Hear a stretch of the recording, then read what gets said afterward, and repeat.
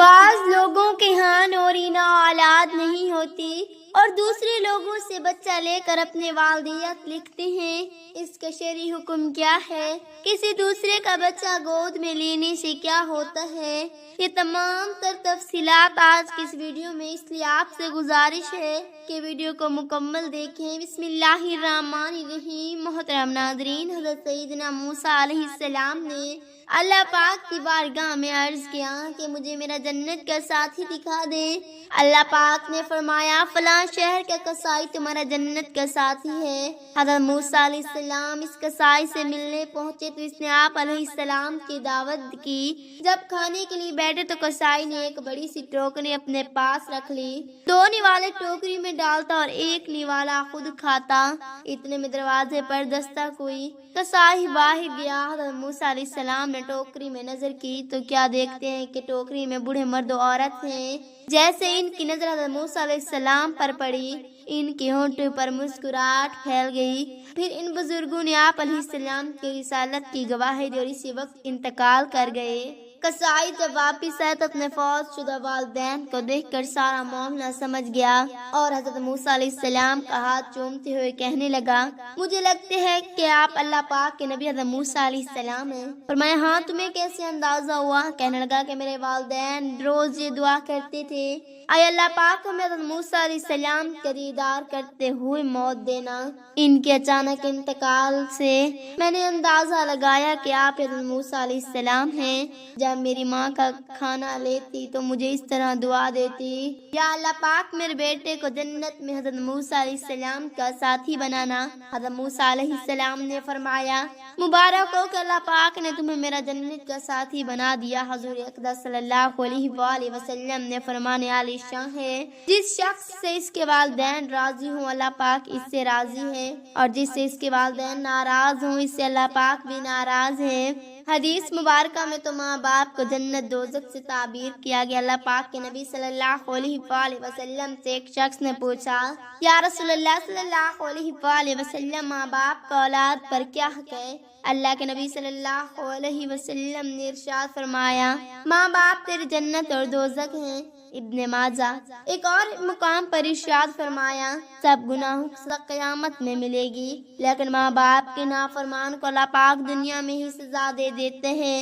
حدیث پاک کا مضمون ہے، جو بچہ اپنے ماں باپ کو محبت کی نگاہ سے دیکھے گا اللہ پاک اسے مقبول حج کا ثواب عطا فرمائے گا۔ اللہ اکبر۔ ذرا سوچے کہ محبت سے دیکھنے کا یہ اجر ہے تو خدمت کرنے کا عالم کیا ہوگا۔ ایک صحابی رسول نے عرض کیا، حضور صلی اللہ علیہ وآلہ وسلم اگر کوئی دن میں 100 بار دیکھے، آقا صلی اللہ علیہ وآلہ وسلم فرماتے ہیں کوئی 100 بار بھی دیکھے تو اسے اللہ پاک مقبول حج کا ثواب عطا فرمائے گا۔ پیارے دوستو، ماں باپ اس لیے نہیں کہ انہیں گھر سے نکالا جائے، بلکہ انہیں تو سر آنکھوں پر بٹھانا چاہیے۔ یہ کمال ہستیاں بہت دکھی ہوں پھر بھی اظہار نہیں کرتے، بلکہ بعض ماں باپ تو بچوں کے سامنے بولنے سے ڈرتے ہیں کہ زیادہ بولا تو اولاد گھر سے نہ نکال دے۔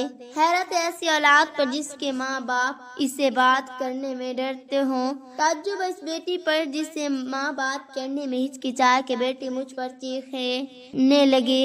آپ غور تو کریں، یہ کتنا بڑا گناہ ہے، کتنی بڑی نافرمانی ہے۔ اولاد کے ایک حق یہ بھی ہے کہ اولاد کا انداز والدین کے سامنے ایسا ہو جیسے غلام کا انداز اپنے آقا کے سامنے ہوتا ہے، مگر کیا آج ایسا نہیں کہ بعض والدین اپنے اولاد کے سامنے غلام بنے نظر آتے ہیں کہ بیٹا میرا یہ کام کر دو، بیٹا مجھے تھوڑے سے پیسے دے دو۔ بیٹا جھاڑ رہا ہوتا ہے کہ یہ میرے پیسے ہیں، آپ پریشان نہ کیا کریں۔ اب وہ آپ کو سمجھ ہی نہیں آتی، امی آپ پرانی باتیں نہ کیا کریں، اب زمانہ بہت بدل گیا ہے۔ کیا یہ انداز ہوتا ہے والدین سے بات کرنے کا؟ ان کو اولاد یہ کہتی ہے کہ سمجھ نہیں آتی، ان کو تو تب بھی سمجھ آتی ہے جب اولاد کو بولنا نہیں آتا تھا۔ بچہ روتا تو ماں کو پتہ چل جاتا تھا کہ پیٹ میں درد ہو رہا ہے یا بھوک لگ رہی ہے۔ ماں باپ کا نام بدل ہو ہی نہیں سکتا، کیونکہ ماں باپ اپنی اولاد کی خاطر زندگی کے شب و روز قربان کر دیتے ہیں۔ ماں باپ سے رات تک صرف اس لیے محنت کرتے ہیں کہ میری اولاد اچھا کھاس کے، اچھا پہن کے، اچھا پرس کے، معاشرے میں عزت و مقام مقام حاصل کر سکے، جبکہ ماں تو نوح اپنے پیٹ میں رکھ کر پیدائش کے وقت سخت تکلیف برداشت کر کے اپنا خون جگر پلا کے اپنی رات کی نیندیں قربان کر کے اپنی اولاد کی تربیت کرتی ہے۔ ماں باپ کے ساتھ نارمس سلوک کرنے والے کو دنیا میں کس طرح سزا ملتی ہے، ایک عبرت انگیز حکایات میں لاحظہ کریں۔ چنانچہ ایک سنگ دل بیٹا اپنے بوڑھے باپ سے تنگ آ کر جنگل میں چھوڑنے پر آمادہ ہو گیا۔ جب جنگل میں اپنے باپ کو لے کر پہنچا تو باپ نے کہا، بیٹا سردی کا موسم ہے، مجھے کم از کم ایک کمبل تو دیتے جاؤ۔ اس وقت بوڑھے شخص نے کا پوتا بھی وہاں موجود تھا۔ بیٹے نے اپنے بیٹے سے کہا، گھر جاؤ اور ایک کمبل لے کر آؤ۔ بیٹا گھر آیا، کمبل پھاڑ کر آدھا کیا اور جنگل کی طرف روانہ ہو گیا۔ جنگل پہنچتے ہی جب آدھا کمبل باپ کے حوالے کیا تو باپ حیرت زدہ ہو کر بولا، آدھا کمبل کہاں گیا؟ بیٹے نے جواب دیا کہ وہ آدھا کمبل تو میں آپ کے لیے چھوڑ آیا ہوں۔ جب آپ بوڑھے ہو جائیں گے تو میں بھی آپ کو جنگل میں چھوڑ جاؤں گا اور باقی ماندہ آدھا کمبل آپ کو لا کر دے دوں گا۔ اللہ تعالیٰ نے قرآن مجید حمید میں فرمایا، اور نہ تمہارے لیے پالکوں کو تمہارا بیٹا بنایا، یہ تمہارے اپنے منہ کا کہنا ہے اور اللہ حق فرماتا ہے اور وہی راہ دکھاتا ہے۔ انہیں ان کے باپ ہی کا کہہ کر پکارو، یہ اللہ کے نزدیک زیادہ ٹھیک ہے۔ پھر اگر تمہیں ان کے باپ معلوم نہ ہو تو دین میں تمہارے بھائی ہیں اور بے شریعت میں تمہارے چچا زاد، اور تم پر اس میں کچھ گناہ نہیں۔ جو ناداستہ تم سے شادی روا ہوا وہ گناہ ہے جو دل کے قصد یعنی ارادہ سے کرو، اور اللہ بخشنے والا مہربان ہے۔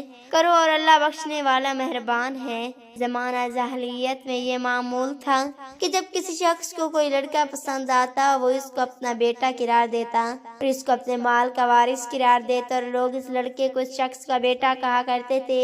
اسلام نے اس رواج کو منسوخ کر دیا اور یہ ہدایت دی کہ ہر شخص کی بنسبت اس کے اصل باپ کی طرف جائے، اور ایسا نہ کرنے پر نبی صلی اللہ علیہ وآلہ وسلم نے سخت عذاب کی وعید فرمائی ہے۔ حضرت سعد بن ابی وقاص بھی بیان کرتے ہیں کہ میں نے حضور اکرم صلی اللہ علیہ وآلہ وسلم کو یہ فرماتے ہوئے سنا ہے، جس شخص نے خود کو اپنے باپ کے غیر کی طرف منسوب کیا حالانکہ اس کو علم تھا کہ اس کا باپ نہیں ہے تو اس پر جنت حرام ہے۔ اللہ پاک ہمیں صحیح طریقے پر چلنے کی توفیق عطا فرمائے، آمین ثم آمین یا رب العالمین۔